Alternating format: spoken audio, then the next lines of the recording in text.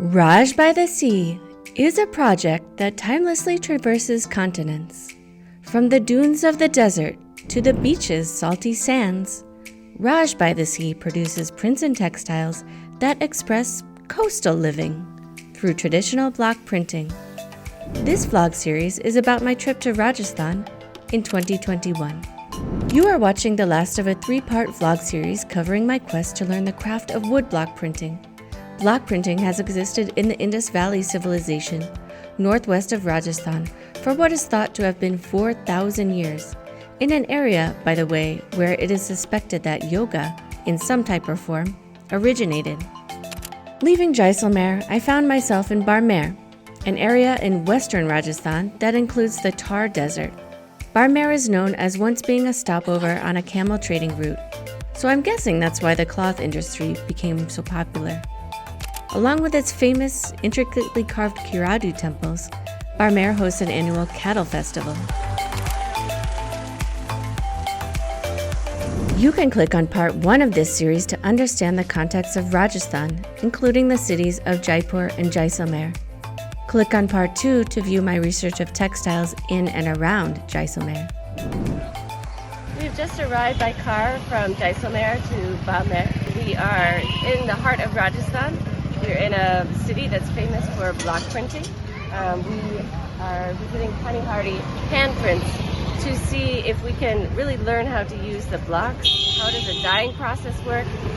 How does the design process work? And particularly, what kind of fabrics and cloth can be printed on? Let's go.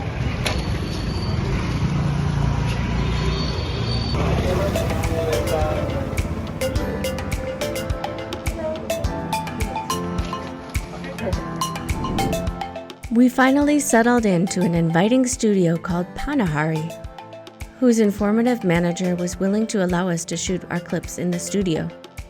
It was explained to me that the popularity of sustainable cloth, organic cotton and linen, was growing, though it was a lot more expensive and mostly exported.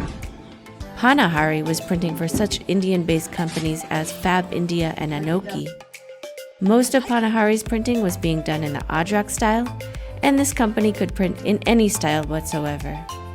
Some of the dyeing, even on the same pieces, was done using one of 2 processes, being subtractive and additive. There was direct printing, which means applying the dye onto the fabric with a patterned block. The other being termed resist, and that is when the pattern is applied with a substance that keeps the shade of the fabric when the whole cloth is dyed, sort of like how batik uses wax. I confirmed that several natural ingredients were used for dyeing, such as pomegranate, indigo, and tamarind, plus many other extracts of trees grown in country, though the natural dyes tend to not be as vibrant as the chemical dyes, and they had the chance of fading over the years. This was quite an active place with lively printers and knowledgeable staff. At first I could see they were bewildered to have me there, but after they saw that I was picking up on it pretty quickly, everyone started to chime in. Each of them had their own job that they did with ease, and with each other seamlessly, from measuring to ironing to folding to placing and removing the cloth. With their careful instruction, I started to improve on my techniques, and I learned how to dip the blocks in the dye, how to get the right amount of ink on the blocks, how to align the prints, and how to join the borders. Though the place was for the most part well ventilated, I kept wondering how it would feel to be hitting those blocks each and every working day on meters and meters of never-ending fabric for hours at a stretch.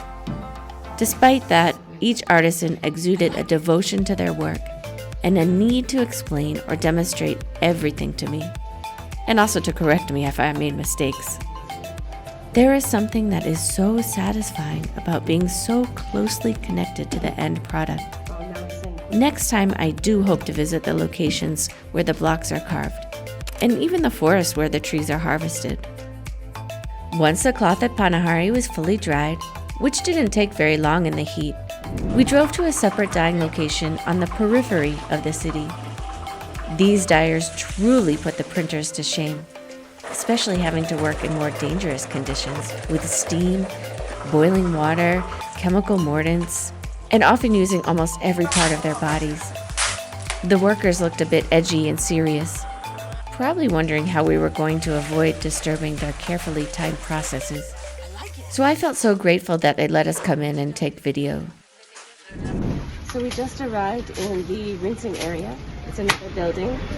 We came and this cloth got taken from us. It got rinsed in the warm water, just clear water. And now it's being beaten over here. And we wonder what's happening next. Maybe it will be put in a dye? Let's see.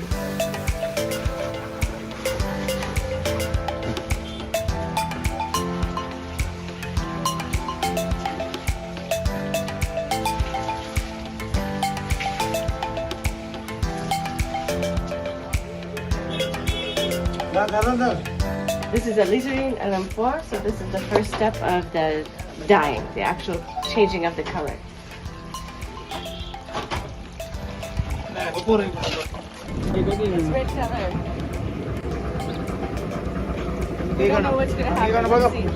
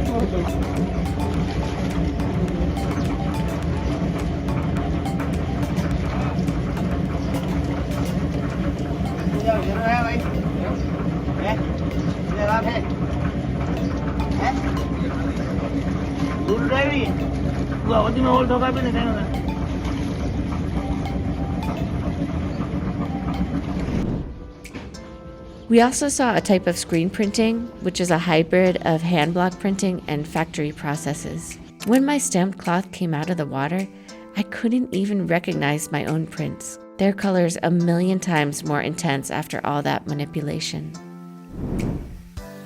It was time to get back to Jaipur for my flight home to Hyderabad. And the question remained, had I found what I was looking for? It all came full circle when I had an opportunity to visit, on just one last brief stop, the Jaipur Fab and Craft showroom, where the multitude of prints literally gave me vertigo. Or maybe it was the sugar high from the chai I was offered while watching the salesman fold and unfold in front of me. One thing was for sure. I definitely had to design, and I had to come back. So many new ideas were knocking around in my head, and so many questions were still left unanswered. Now, anytime I buy something hand-printed, I am conscientious of how many fastidious micro-decisions are made that affect the aesthetic of the final pieces. I think about how, despite the advent of factories and mass production, people have not abandoned their trade, and I'm in awe that this printing format continues to be widely appreciated, whether consumers are aware of its origins or not. Hopefully, it will only keep re-emerging from its royal past and into the dynamic future. Thank you to the Rajasthanis who have given my printmaking journey enough energy to land back on the beaches of southern Rhode Island.